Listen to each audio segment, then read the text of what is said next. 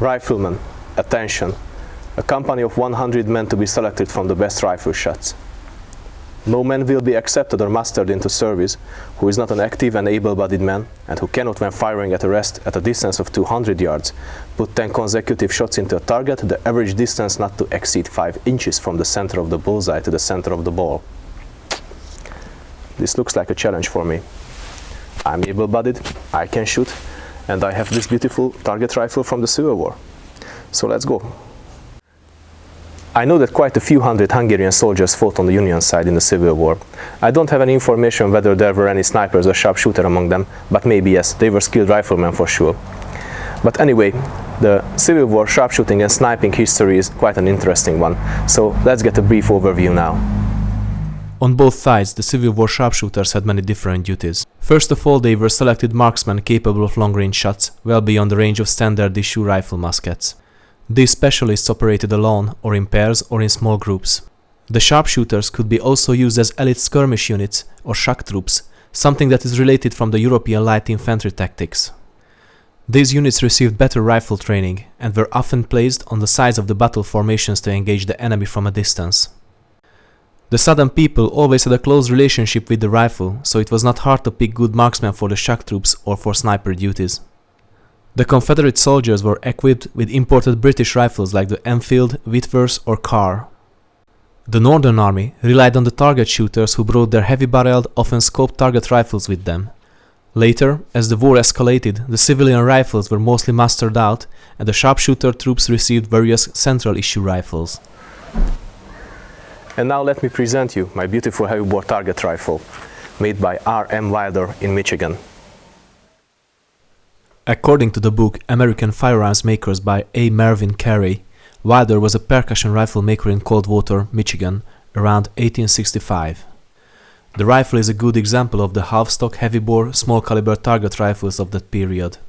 I could not find any more info about the maker, but the gun itself surely shows quality work. The stock is made of maple and has a glossy finish. The curved butt plate is made of brass, while the nose cap is made of pewter. The rifle is equipped with a folding globe sight, adjustable vertically. The insert of the sight is inletted into the tank and could also act as a base for a scope. The front sight is a traditional bead sight, adjustable horizontally. The rifle is also equipped with a buckhorn rear sight. The caliber of the bore is 0.425 inches and the rate of twist is 1 turn in 20 inches. The barrel is attached to the wood with a wedge and a hook in the breech. The lock does not have a safety half-cock position, and interestingly it is equipped with a single-set trigger system. Usually the target rifles had double-set triggers that is much more comfortable. The weight of the trigger pull can be adjusted with a small screw. The total weight of the rifle is 5,700 grams, that is 12.57 pounds. The rifle is quite nose-heavy, indicating that it was designed by Mr. Wilder to be shot from a rest. Actually, I'm pretty new with this rifle, as I only shot it to 50 and 100 meters so far, but I'm going to try the 200 yards anyway. I have a mold for the gun. It is made by Lyman. It is originally a 4440 mold that is making bullets with 260 grain weight. They are a bit oversized, about 2/1000 of an inch oversized compared to my bore, so maybe at 200 yards I will have some group size problems, but I'm going to try the challenge anyway. I placed my targets at 182 meters or 200 yards to replicate the distance mentioned in the recruit poster. The average 5-inch distance does not seem too hard job in today's standards. That is about a head-sized target to hit. 62 grains of 3F Swiss powder gave the tightest groups at 100 meter. So this was my load for 200 yards as well. The pure lead bullet was not hard to start in the bore, but I felt the need for a good sizer. Applying uniform pressure on the bullet when loading is a key factor in accuracy.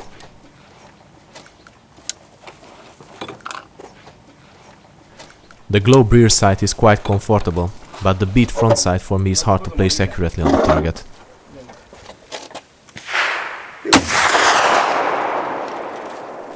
My load was quite hard kicking despite of the heavy weight of the rifle. I wiped the bore after each shot with a wet patch to clean most of the residue and to keep the remaining soft.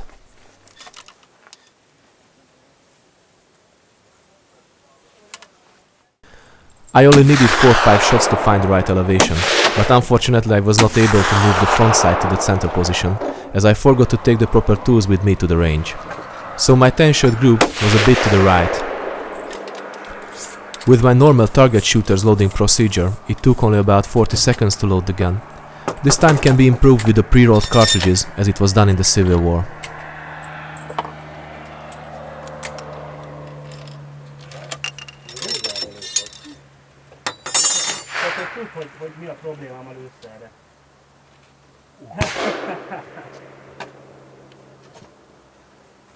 The inner diameter of the bow is not constant. It is slightly smaller at the muzzle, just like on the modern target rifles.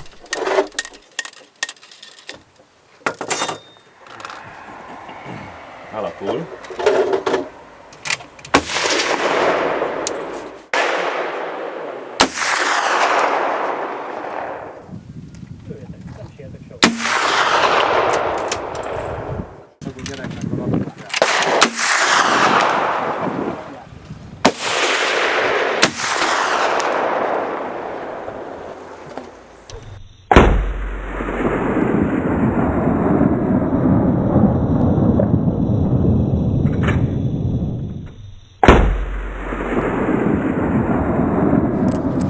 And here is the final result.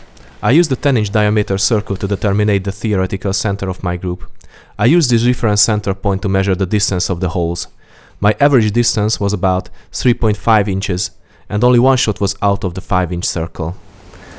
So I'm in, I made it. I'm the member of the 100-man unit that later became Company D of the 2nd US Sharpshooter Regiment. In the next part, I'm going to try a really long sniper shot with this rifle. So stay tuned. You're watching Balázs Német, and this is the Cap and Ball YouTube channel.